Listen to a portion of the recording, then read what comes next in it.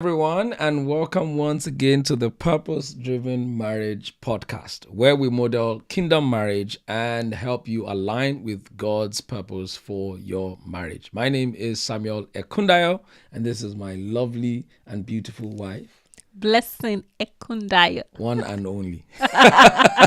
We're each other's one and only. And it's a joy to be once again with you today.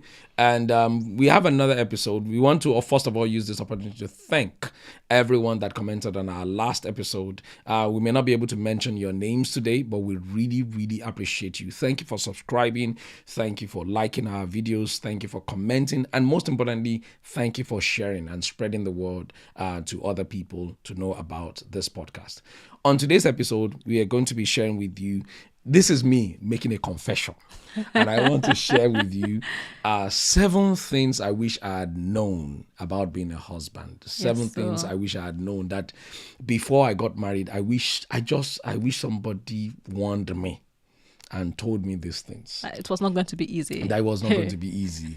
Sometimes that rush to get married. Yes, I cannot wait to get married. Especially when you're in a relationship, I cannot wait to get married to the love of my life.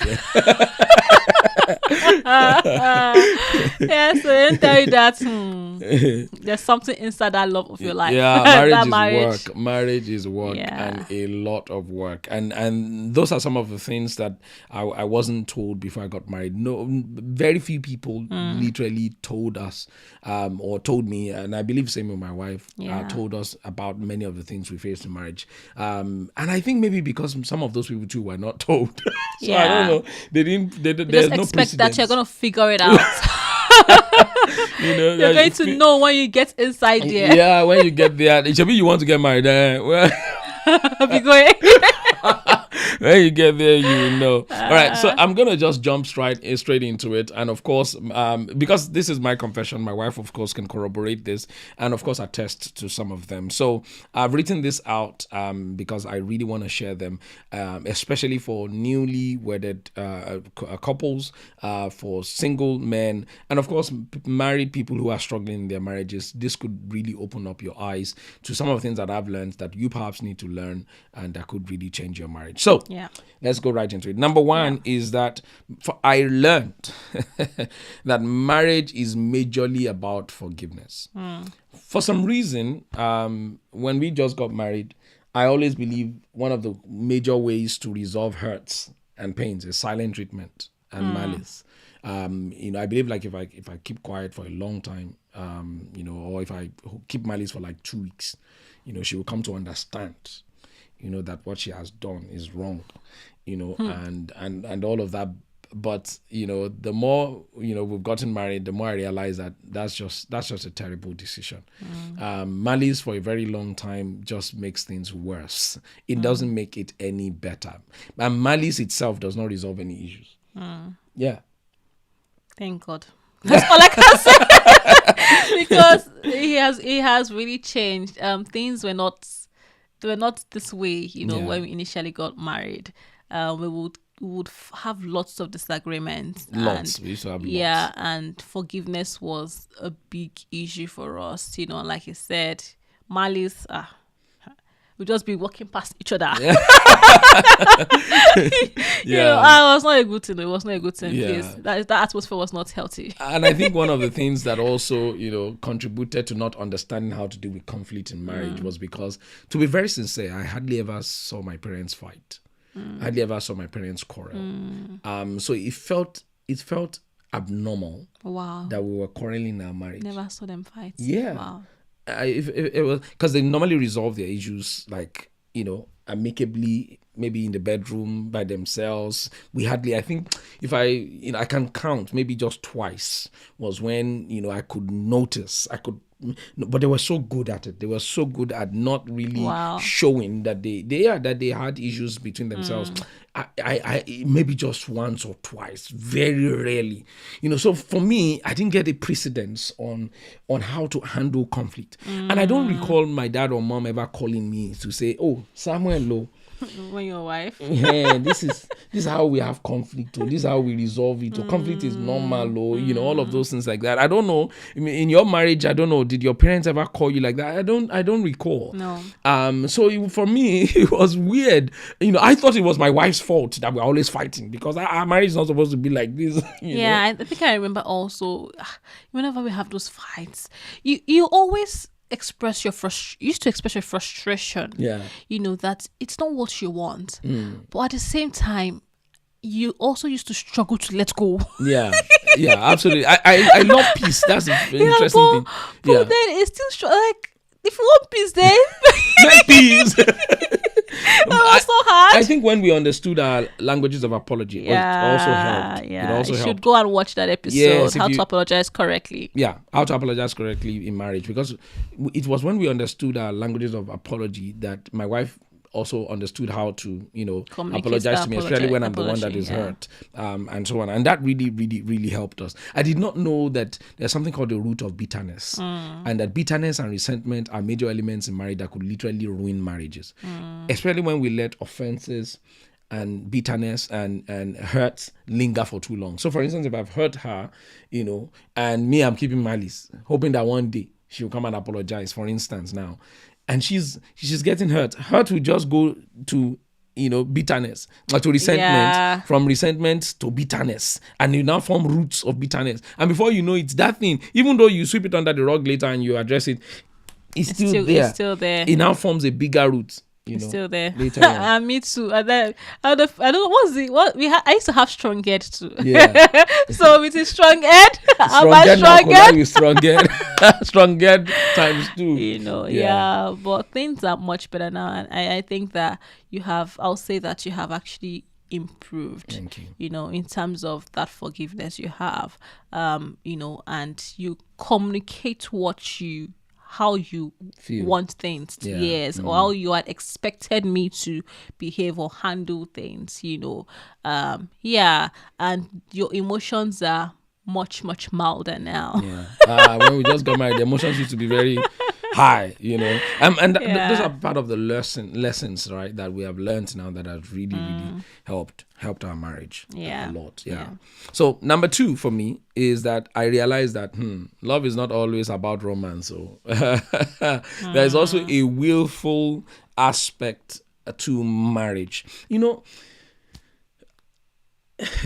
thanks to Hollywood and Nollywood and some of these Bollywood, that make marriages to look like every day, and they all lived happily together ever after. Like there was no problem in their life. No, and maybe it's like they didn't even have to do anything for that romance and that spark to just continue. That the spark is always there, 24/7. Yes. So I came into marriage with that expectation that the spark will always be there. Maybe we're in love with each other. And in love means that we're always kissing, we're always romancing, we're always doing this. That's the expectation, because you're watching all of this in movies. People are in love. What do they do now? They are always holding hands. They are always doing this. Yeah. But that holding of hands, this is what I learned. It takes a lot of intentionality, a lot of willfulness. I remember one of my mentors when I was in university. I think they had come to talk to us about relationship and marriage. And they defined love. The way they defined it that day, when you are in your 15, 16, 17, 18, 19, you don't get, we don't know. There's so many things we don't know. Teenagers think they know everything. It's a lie. It's when you get into marriage. They define love as the willful commitment to pleasing the other person. Willful commitment. When they define it, all of us, they said we should write down willful commitment. And underline it. I'm sure. And we actually wrote it down. Because that's why it stopped. Yeah, exactly. And we wrote it down, we underlined it. But we didn't have the full grasp, the full meaning of willful. Willful means conscious and intentional commitment to please that other person. Because if someone you love, you have to be intentional about pleasing them.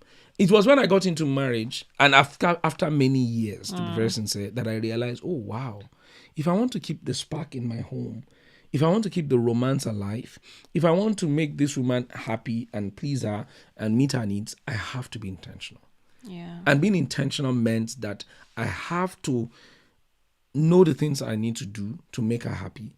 I have to know the things that please her, not the things I think would please her. I have to understand our love language and speak the love language fluently. Yes, right? So you have to give me money. Yes. Buy like me I told gifts. you guys in some of our episodes, Give me money, buy me it took gifts. revelation of the Holy Spirit. Yeah, and one thing I think that you do so well, dear, I must say, that shows, for me, it speaks love to me.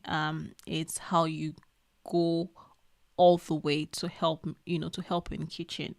You just get to the kitchen, you see me busy, or I'm washing the dishes, you help me do the dishes, I come back home, everywhere is sparkling. Like, it is so sweet. Thank you. It is so sweet, or I come back home and then you set out the boys with the food and I'm like, wow. And I just get home and I'm like, I just cross my leg. It takes a lot of intentionality. Yeah, but it didn't start like that. It did not. But I have seen, that love intentionality we're talking about. I've seen you being intentional. Yeah. About loving me. I remember my last birthday and I just kept saying, wow, wow, wow, wow. Like siren. Wow. Yeah. But yeah, I can see that you have grown. You have grown. And you are still growing. Thank you. I'm loving the growth. If this growth is like this, I will not want the higher growth. Praise God. It should not stop like by God's grace. Yeah, and I think one of the greatest compliments your spouse can give to you is that you are growing. I believe so. Wow. I believe one of the greatest compliments your spouse can give to you is that you're growing. We should actually write that down. That's deep. Put it on our Instagram. It's very powerful. Yeah, that's deep. Yeah, one of the greatest compliments your spouse can give to you is that you're growing. If you're not growing, your marriage will not work. That's the truth.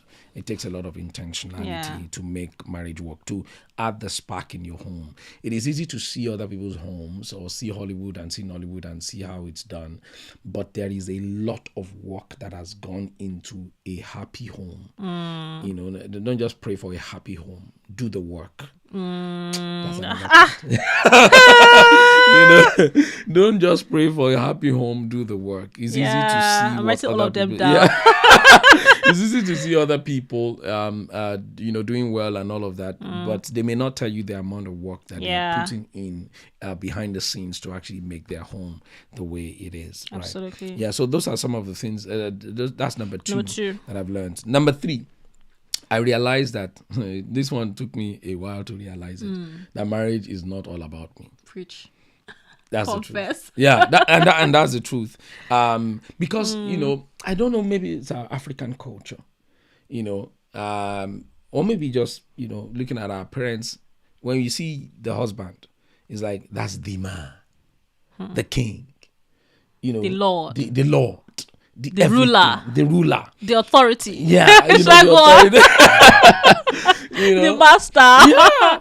The boss. And you just admire all of those, all of that patriarchal sort of sense of authority and power and, and makes you feel like it's about you. Your wife was meant to come and serve you. And be there for you and be everything to you and all of that. And early years of our marriage, that was what I was expecting. That this woman would just be bowing down. I bow down and worship you. That's sincerely, that was my expectation. I would just be bowing down and worshiping and all of that. I'm bowing down and I'm worshiping you. Okay. What are you trying to say? So I thought I'll just cross my leg, go to work, come back home, cross my leg, don't have to do anything. I'll just be served, because of course I've married the wife now and the wife is meant to serve me. I did not realize that I'm actually the one to serve her. I did not realize that leadership is actually about my service. So leadership is not that authoritarian. Our daddy has arrived. The owner of the house has arrived. Leadership is actually about service. But it took a lot of years to learn that I've got to be a servant leader. I've got to put my family first. I've got to put my wife first. I've got to put my kids first, before me. I've got to be, I remember listening to the late Dr. Miles Monroe when he talked about father, and he talked about the real meaning of the word father. He says it's the word pater, and that meant that you are the foundation. Yeah. And the foundation is what everything is built upon. So everybody else is stepping on you, so to speak, because you are the nourisher, you are the foundation. They say people say the husband is the head of the house. They don't know. The husband is the foundation, the one that holds everything in place. And that means you are not just the one that everybody is bowing down and worshiping to. You're actually the one that you are serving. You're a servant leader, and you put others serving your wife, serving your children. And the way the Bible says it all, how Jesus Christ himself serves the church, and that's how God expects the husbands to also serve their the wife, and wash her, make her clean, and then present her to God. It's so beautiful, and I like what you said, and I see that, how you go all the way to serve our boys, how you go all the way to serve us, you sacrifice. It's a calling to sacrifice. It's a huge sacrifice. Husbandry is a calling to sacrifice. And I just want to thank God for your life, babe. Thanks, dear. And that means that maybe you are currently a husband and you're facing a lot of issues in your home. You might need to check yourself. Am I truly being a servant leader? Or am I doing this thing just based on convenience? Whatever is not convenient for me, I'm not doing it. If it's not convenient for me, if it's not going to serve me, because the truth is, marriage is not about you. It's not about you. It's not about you. It's about you and your wife together. And both of you need to feel like this is serving the both of you. And you being the husband, being the leader, you've got to take the lead in actually making that sacrifice. You've got to take the lead, especially the way God expects you to, because you're talking about kingdom marriage. You're not just any kind of husband, because you can choose to be any kind of husband. But if you want to be a godly husband, a God kind of husband, then you've got to realize that you are not there for yourself. You are there to fulfill God's purpose, in that home. And it's just you serving your wife, your children. Part of this learning for me was realizing that I have to model Christ in my home. That's deep. I have to model Christ, and the Bible says Christ laid down his life for us. So we have to lay down our lives as a husband. I've got to lay down my life for my wife and my children. It's not easy. It's tough, and that means doing some of the chores that you don't like. That means showing up, to things and to places where you don't like. That means sacrificing maybe a career that could literally take you higher. For there are some men that cannot do those things, and in the early years of our marriage, for me that was tough as well. There was a time I was looking to go and become a lecturer outside of even the city where we lived in, and I almost did not want to care. Because I'm the man of the house. And even if you are the man of the house, you are the provider or whatever, if you abandon your family and you cannot make sacrifices, then you realize that things may not be together in the long run. It may not be together, because not everything is about you. Not everything is about your ego and your pride. Not everything is about you. What you want. And some of us have witnessed our fathers, parents do this kind of thing. It does not mean it is right. True.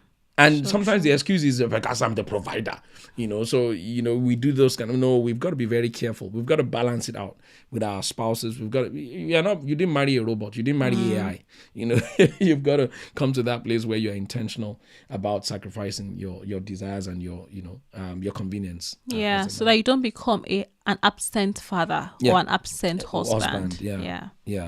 Number 4 thing that I learned, I realized, this took a while to realize, that the choice of my career can actually affect my marriage. Wow. Yes. It is a good thing to be ambitious. It's a good thing to have vision. It's a good thing to want to be great and to do the mightiest and amazing things. One of my strongest ambitions since I was a teenager was to become a professor. But the more I look at wanting to become a professor and all of that, which I will still be by God's grace, but the question is, do I want to run to become the professor now at the expense of my home, at the expense of my marriage, at the expense of my children that are still young, and all of those things? Because I could actually become, you know, Could at the achieve what expense you of want all to of that. achieve. I could literally, you know, we have some of our friends who are chasing their careers outside of the country their family lives in, you know, just because, you know, they Career want to, is the priority. career is the priority for Yeah. them, not the Yeah. home. But, you know, in my learning over the last, you know, few years in marriage, I've realized that, oh my goodness, no, my home and my marriage comes first. My wife and my children comes first. Money come later, you know. And guess what we have realized? What I've realized, that money will still come eventually. Yeah. If I don't go chasing, you know, it will eventually come. If I put my if I put God and my family first, that money will eventually come. I will not lose anything in the end. Yeah. You know, and that has been very powerful for me. Yeah, For us. I like how if you haven't watched our video yet on how we balance our marriage, career, and ministry, you should go and watch that episode. Yeah. And I think it's the same thing for us, where we have agreed that, you know, our home is priority. I've seen my husband sacrifice jobs, you know, of 6 figures Yeah, I think salary. we did that in one of the episodes. We talked about it Yes, in full. yes, because at the end of the day, you know, our home is priority and what God wants for our lives. So it's beyond, you know, what we want. Yeah. It's more of what God wants for our lives, Exactly. where He's taking us. That's more important. Yes, and my husband has realized also, you know, in all of this, that our home for him is his first ministry. Yeah. You know, so he cannot afford to just go and do whatever he wants to do, or walk wherever he wants to walk, you know. And for us, that has really helped our own home. It has. Yeah. It has. And you know, it took some time to realize this, and that's why I'm sharing this with, you know, young men who are yet to be married, young men who have just gotten married, and of course people who are having issues in their marriages, and this is one of those things that you're struggling with. Yeah, can I just quickly add to it? It's like you had mentioned already, you know, that when people travel, or, you know, just go to one place to And go abandon your family. yes, if you're not careful, you can lose that home. You can lose those children. It's risky. Yes, and some men are of the mentality that I am the provider, and because I am the provider, I'll do whatever it takes. yes, but realize that beyond being God is the provider, but beyond actually working hard, which is not bad, you know, you cannot afford to neglect your other responsibilities. It's not just one responsibility, you know. As at the same time, you are there for the children, you are there for your wife. So you cannot just abandon those other responsibilities and go for one. You know, so always think about, look at the whole picture, you know, as a man, because then if the head is out, you know, you don't protect the rest of the home. Yeah, absolutely. Imagine, like we talked about, refer to fatherhood being foundation as well. Imagine the foundation is out too. You know, the house will collapse. And this is what the devil does. The devil attacks the fathers in the home. And when the devil attacks the father in the home, what it does is he now paints the picture of that wrong fatherhood as God. Because God is a father. So that's why some people till today, they can never reconcile the fact that God is the father, because their fathers were never present. Yeah. You know, so it takes a lot of sacrifice as a husband and as a father to actually ensure, you know, that the choice of my career does not affect my other responsibilities at home, in actually being present in the life of our children. Yeah. We even have boys. So my role, in fact, not just boys, whether it's if we had girls, it would have been the same thing. Yeah. That role there, being present, being available, you know, providing the advice of a father, the love of a father, the hugs of a father, is extremely crucial. Don't go take a career that will not allow you to be able to do that. You know? Yeah, because you are modeling stuff for them to follow. Yeah, they do They are without seeing like, daddy's money is money. They're money, either money. seeing or they are not Career, seeing the right thing. Yeah. So yeah. May God help us in Jesus' name. And this is very powerful. Number 5, I also realized that sex is not the way it is in porn. So for those of you who, deep. when we talked about sexual intimacy, I think I talked about this. I was addicted to porn for many years, like really, really addicted. And because of that, you know, these things inform you.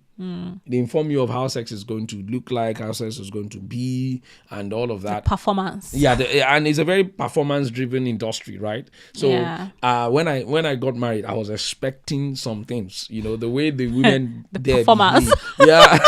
From someone that is a novice. No performance. You know, you cannot go and kiss somebody's daughter because you have seen, you have seen things on, so it took me a lot of time to realize that, well, I actually didn't know anything. Yeah. I remember you were still saying it.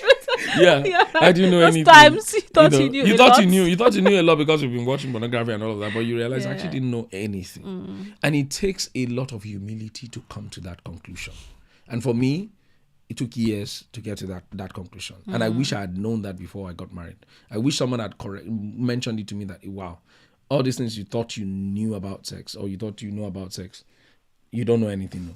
You don't know anything. And this is actually the way to guide and know and all of that. I wish somebody actually mentioned or said that to me. And that's why we're mentioning to young men now, before you get married, or people who have just gotten married, or or people who are having issues with sexual intimacy in their marriage. I actually recommend that our other episode on sexual intimacy. I think 2 parts we did on that. Yeah, you should go and watch it. Very, very powerful. Yeah, because if you're not careful as a man, or even as a woman, whichever party is involved, you could begin to compare, your spouse to what you have seen in porn. Yeah. Or you could begin to have unrealistic expectations. Yes, unrealistic expectations.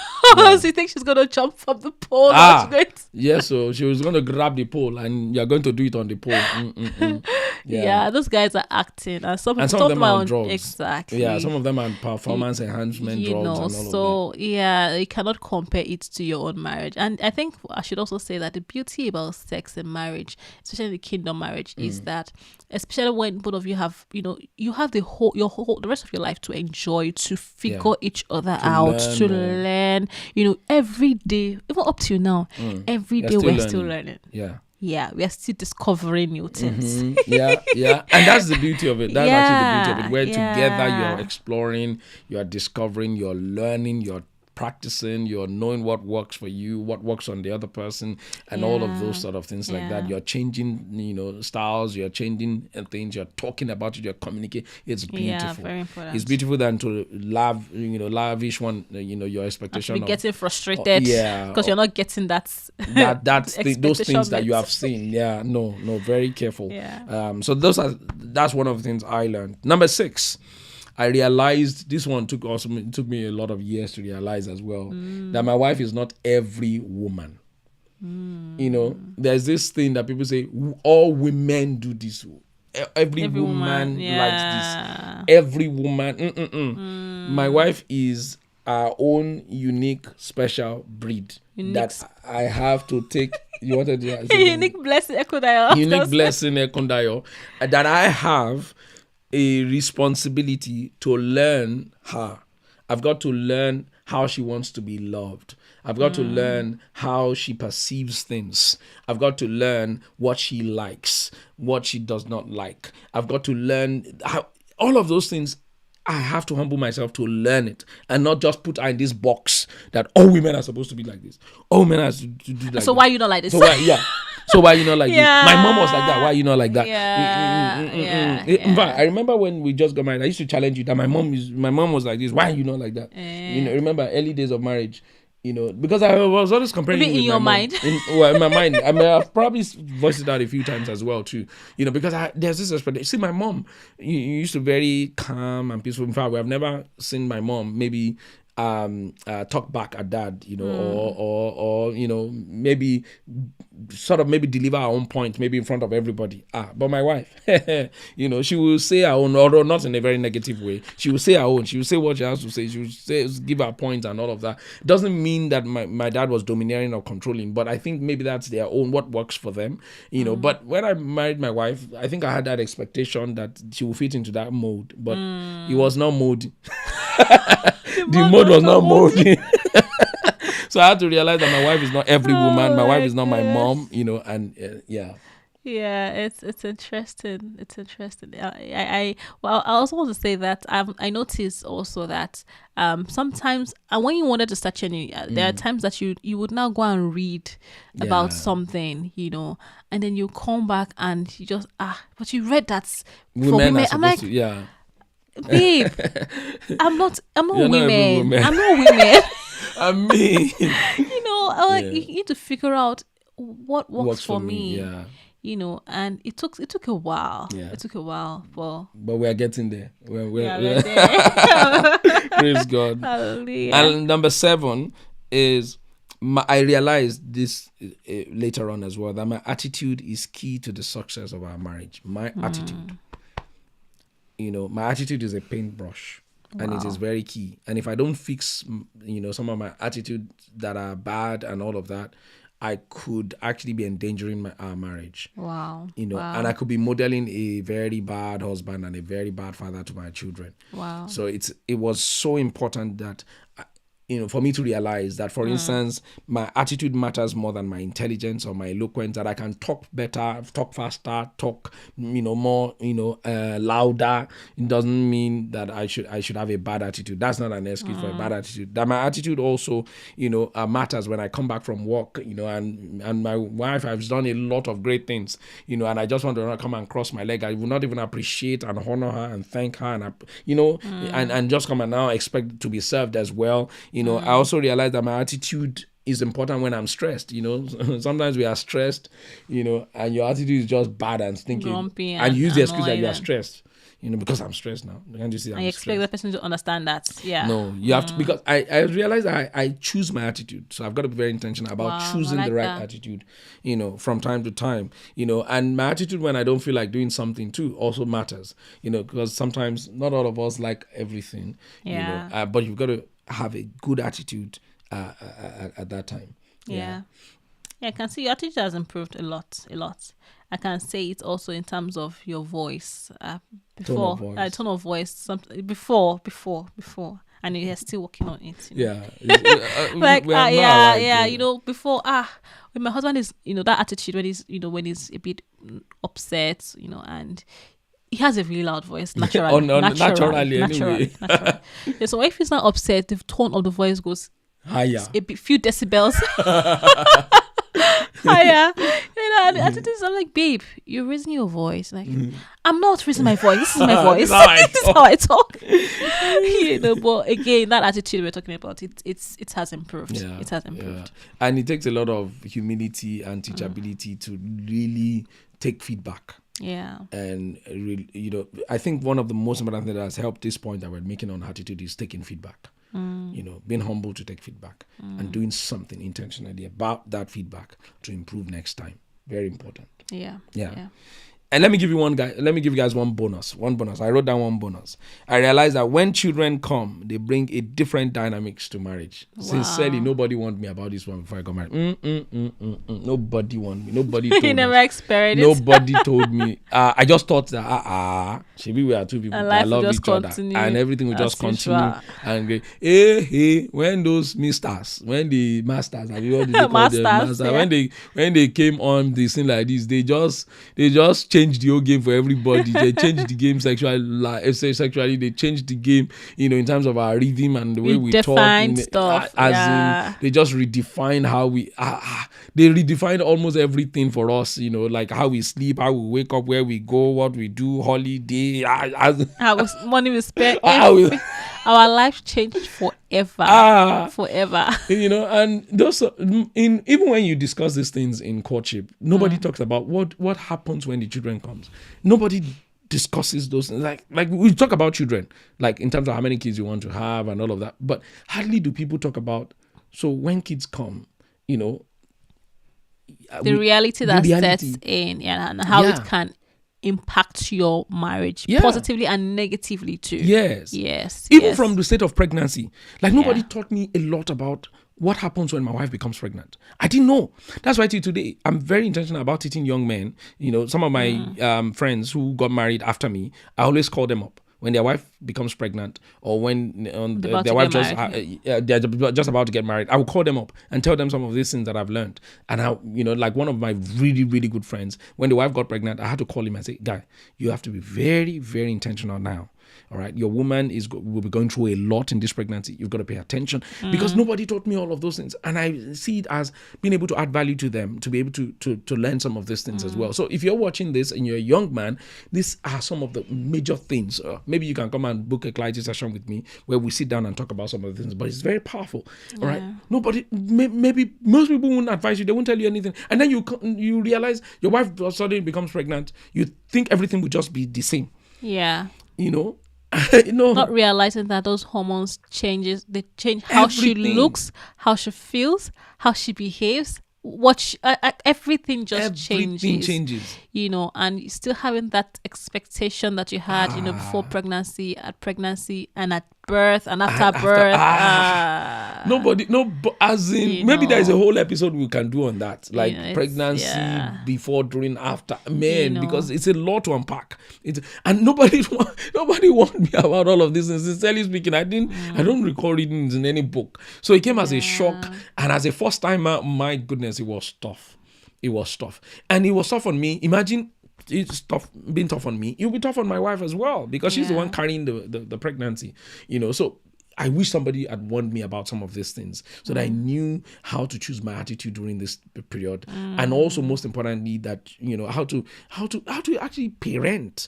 A baby is different from how to parent a toddler, how to parent a teenager. So some of these things we learn them as we go, but it probably would have been better if we learned these things before we get into them. Learning on the job is good, but it can be very costly. It's usually better to learn before. And if you're single, you're a single man watching this, there are many resources available. You can read books about parenting, about so many things. Now that you're watching this, it means that if you have an edge over us before we got married. And that's why we're doing this podcast as well, to be able to help educate other people, to be able to model a kingdom marriage for them and see some of the things that we have learned, so that you don't get to repeat some of the mistakes that we have made. All right. Yes, and just watch out for my own version. Yes. So she's going to do her own version. Some of the things she has learned, or she wishes. I wish I knew, or I wish I had known, about being a wife. Yes, I'm going to do my version too. Very, very important. Okay, thank you very much for joining us today. To everyone, commenting, thank you very much. We really appreciate you. We love you. We honor you. And we are glad that you're always here to watch this episode. We hope this has been a blessing to you. It has added value to you. And you are also going to share it. So do us a favor, copy the link right now. Share it to your friends and family. Share it on page. Your church WhatsApp group. Let people watch it, because it could be a blessing to life. It could save a home, right? It could save many people. It could help a lot of young men as well too. So please share it on Facebook, share it on Instagram, share it everywhere. Share it on your WhatsApp status. Yes, because it's clickable. People can click on it and watch. Spread the word. And leave a comment, and don't forget to subscribe. God bless you. Until next week when we'll come your way again on Purpose Driven Marriage Podcast. Bye-bye now. Bye.